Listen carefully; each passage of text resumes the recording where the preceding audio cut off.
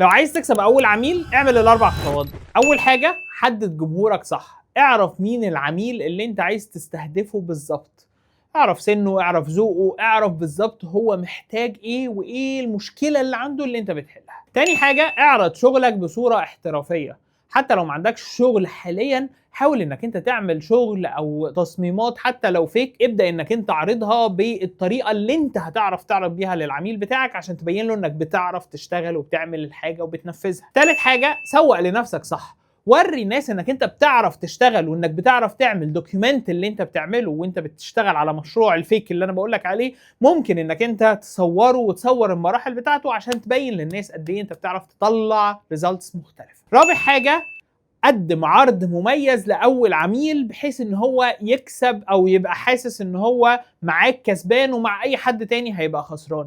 يعني اديله حاجه مميزه تبدا انها تخليه يبقى بياخد العرض بتاعك حتى لو كنت هتخسر فيها شويه، بس في الاخر انت بتشد العميل بتاعك الاولاني علشان من العميل الاولاني دوت انت بتعمل بروف لنفسك واثبات انك انت بتقدر تشتغل. بس خلي بالك ما تخليش الميزه ديت انك ترخص سعرك.